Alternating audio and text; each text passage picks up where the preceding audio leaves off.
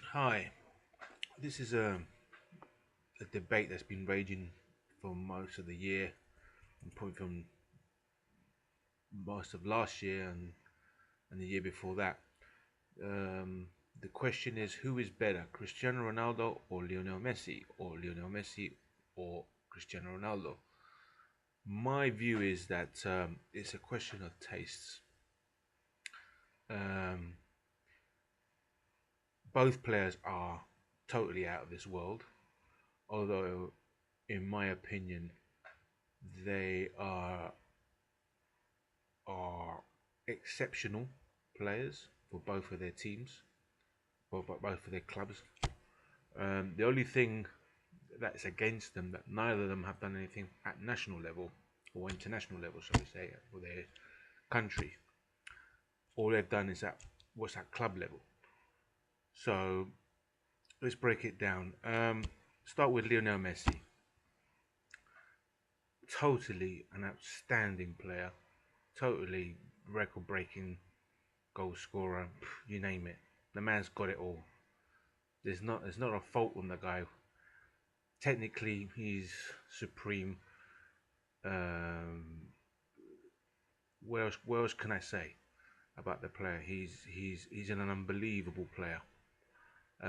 But you got to understand that he is lucky, and I tell you why. He is surrounded by possibly the greatest club side at the moment, which is Barcelona. So he's got other players around him who are absolutely outstanding as well, and that helps, you know. But for a player to stand out in a team like that, you've got to be exceptional. You've got to be exceptional, and I think Lionel Messi is.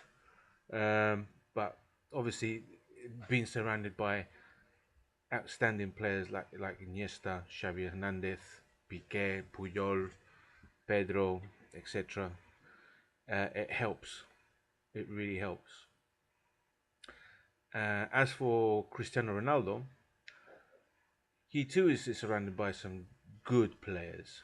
I wouldn't say outstanding players, but they are very, very good players. Um, but it seems to me that he has to really work his talent. He really has to be where he is, to get where he wants to be. He has to really like outscore the rival, everyone else, his rivals. He has to really put the hammer down. And last season, he really did. He was their main goal scorer, although he didn't get the pichichi as they call it in Spain. Although he did get it the year before, but last season he didn't. But he did score a hatful of goals, a hatful of goals. So there's no denying Cristiano Ronaldo in that sense is probably more complete player because he has to really harry and carry um, other opposing players to get where he wants to be. Um, if you look at the two teams, there's not much between them, especially now with Mourinho organised. Has organised the team pretty well. So Madrid are probably, uh, I wouldn't say on par with Barcelona, but more or less there. They're more or less there. The only thing with Barcelona, they just have that extra. You know, when even when they do play badly, you know deep down they won't lose a match that easily. They won't really surrender that easily. That match. So, and you're probably also wondering if I'm a Madrid fan or Barcelona fan. But I'm a Madrid fan. I always have been. I always remember the sides from my era, which was Quinta del Buitre, which was Butragueño, Michel, Martin Vázquez, Padreza, all those that and Sanchez, which were known as the platoon, the Vulture platoon, hence the Quinta del Buitre. Um, I I come from that era of football, which they were absolutely masters of the Spanish league. Won 2 UEFA Cups, and so my football is from that. So I've always followed Madrid for quite a while now, and I've seen lots of changes. Some good, some very bad, some absolutely disastrous. And the same with Barcelona. I've always kept an eye on what's happening in Barcelona. This is what I see in Barcelona was a long-term project, and it's now bearing fruit. And what I'm noticing now, well, whether it's true or not, there's a couple of Premier League clubs that are trying to emulate the Barcelona system, or copy it slightly. Probably not obviously copy it word for word, but to sort of like try and devise a way of playing similar to the Barcelona system. And I've seen that with Liverpool this season, with Brendan Rodgers. And to be honest, it's quite refreshing to see that in the Premiership, because usually we see a lot of action-packed, goal-to-goal action in the Premiership, that's why it makes it so one of the most exciting leagues in the world. And you've got someone who just wants to play pure football, and to be honest, it's quite refreshing to see that. Whether it will work and whether the Liverpool board have patience with Brendan Rodgers, it's hard to say. There's a lot of people who probably disagree with what he's doing, and there's some people who are trying to agree with what he's doing. But you got to understand, the Barcelona system didn't just come up overnight. This is like a project that's been going on for maybe about 10 to 15 years. It started off with Johan Cruyff. He planted the seed, and then it sort of waned off a little bit with Bobby Robson, and then Van Gaal took over, and he implemented a system there, and then slowly but surely, depending on which manager came on, and then it didn't succeed.